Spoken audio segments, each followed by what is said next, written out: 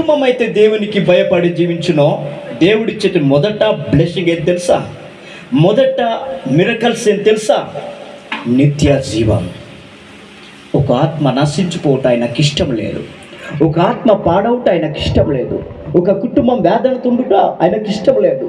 ఒక కుటుంబములో వేదనతో బాధతుండుట ఆయనకి ఇష్టం లేదు.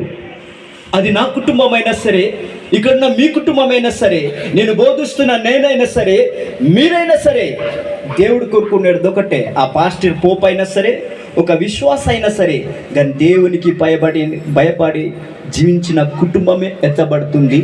దేవునికి భయపడి జీవిస్తున్న ప్రతి వ్యక్తిని దేవుడు లేవనెత్తుతాడు, ఆస్వాదిస్తాడు. వాక్యం వినుట మంచిదే, కానీ వాక్యం నీతో ఏం మాట్లాడుతుంది? ఆ వాక్యం ఎవరంటే యేసు ప్రభు. ఆది అందు వాక్యము, వాక్యము దేవునితో ఉండున, వాక్యమే దేవుడై ఉన్నాడు. నీ నీతిని ఎప్పుడైతే ప్రేమిస్తావో ఆ నీతి నిన్ను ప్రమాదం నుండి తప్పిస్తుంది.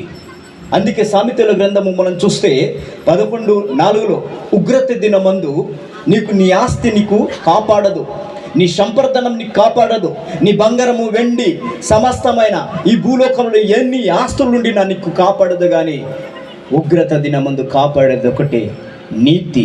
ఆ నీతి యేసు ప్రభు ఉన్నాడు. హల్లెలూయా. ఆ యేసయ్య మాటను నీ ఎప్పుడైతే లోబడతావో, ఆ యేసయ్యని ఎప్పుడైతే నీ భయపడతావో, ఆయన అడుగు జాడలో నడుస్తావో, ఆయన మార్గము సత్యము జీవమై ఉన్నాడు.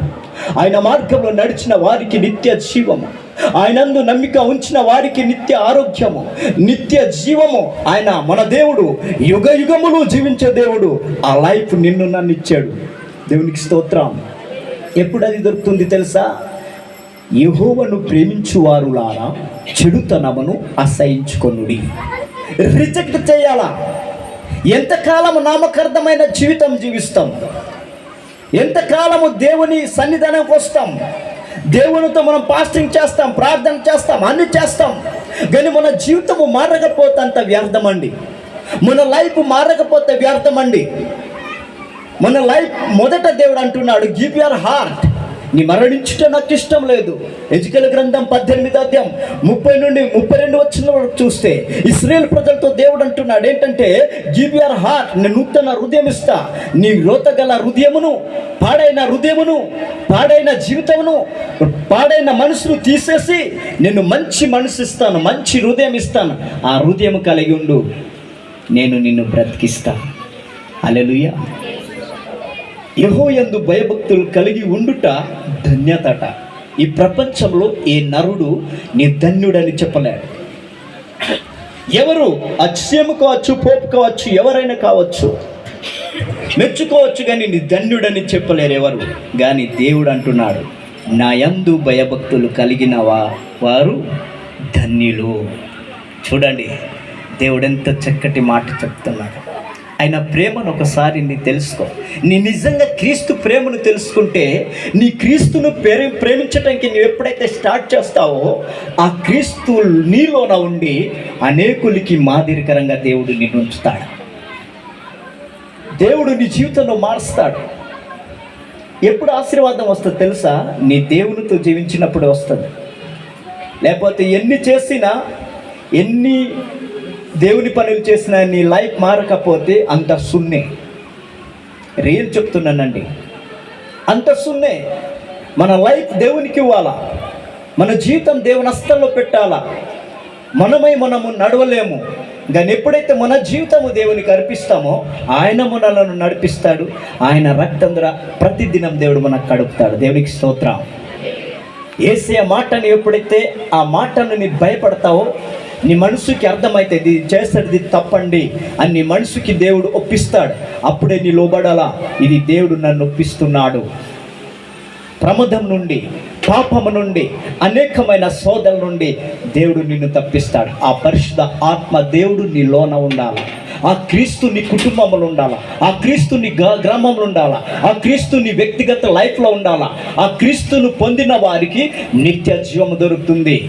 అందుకే ప్రకటన గ్రంథంలో అంటున్నాడు 1:3, నా ప్రవచనమైన వాక్యములను మీరు విని ఉన్నారు, కానీ ఆ వినిన కానీ వాటనుసరంగా మీరు జీవించట్లేదని ఆ సంఘమును హెచ్చరిస్తున్నారు. నా సోదరులారా, ఇశ్రాయేలు ప్రజలతో మాట్లాడిన దేవుడు, ఆనాడు ఆ సంఘాలతో మాట్లాడిన దేవుడు, ఈ స్థలంలో దేవుడు అంటున్నాడు, ఈరోజు నీ జీవితం దేవునికి ఇవ్వు. భయము, 2 భయములు ఉన్నాయి.